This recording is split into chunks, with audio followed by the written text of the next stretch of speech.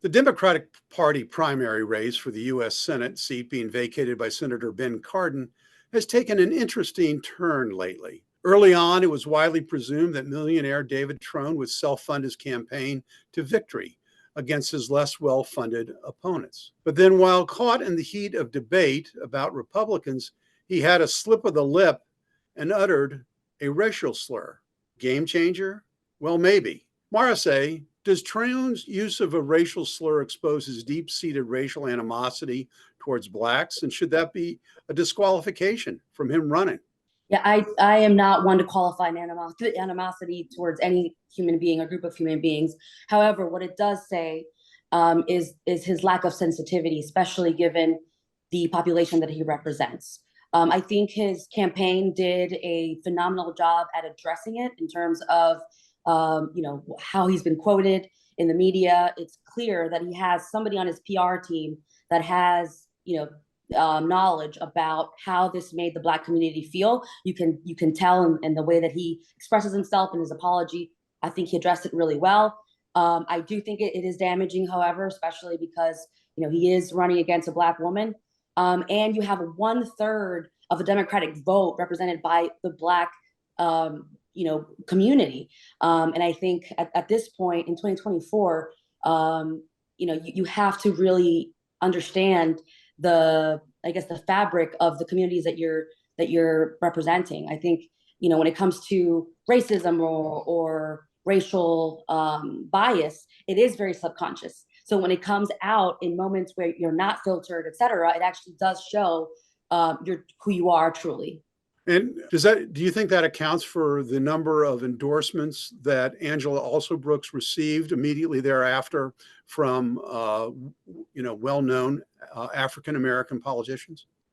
I think it shows that the Democratic establishment, if they were a little bit on edge, or they were about to maybe endorse Angela but weren't sure, this at least definitely gave them that final push. She does have the support of the most of the congressional delegation, which I think says a lot.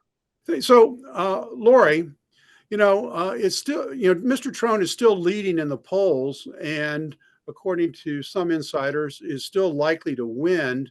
Is this a feature that can be exploited in the general election by whomever the Republican candidate is?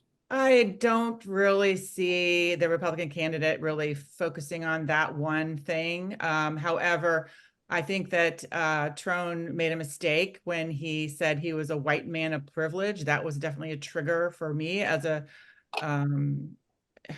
white person, that I just don't, what does that have to do with saying the racial slur? I really don't think that was necessary.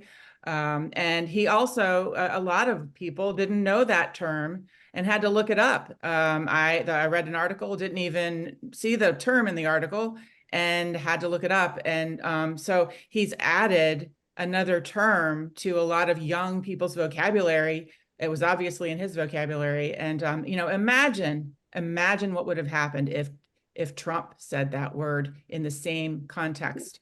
We don't have to imagine what Trump would say. We saw that with the George Allen race in Virginia.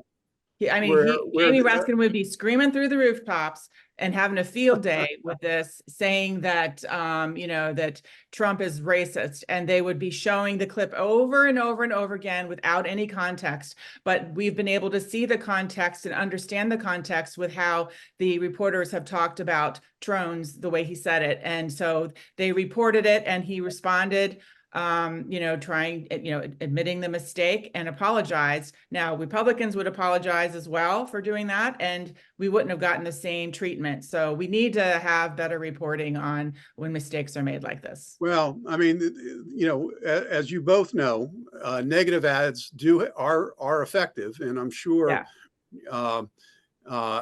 as we get to the general, as we get closer to the general election, maybe as we get closer to the primary election in June, we'll see some ads negatively addressing the issue. I think I've always thought that Angela Alsobrooks was a better candidate than Mr. Trone. She's a very savvy lady. I think she's done a great job in Prince George's County as county executive. And it's, I think the race is going to tighten. And since we have about 30 seconds left, I'm going to ask each of you, who do you think is going to win the primary between David Trone and Angela Alsobrooks? And I'll start with Maricé. I really don't know. I think it is going to tighten. I know both of them personally. David Trone and I served similar communities. I didn't see, a genuine, I would say. We're running out of time, Maricé. Yes or no? I really don't know. But I think Angela has a good shot. Okay. Laurie, you got From 15 what I've seconds. viewed lately, I'd say Alsobrooks. I think Alsobrooks seems like the better candidate. Well, it's going to be great. It's going to be a horse race when we come down to June. It'll be interesting to see the primary results, both in the Republican and the Democratic primaries.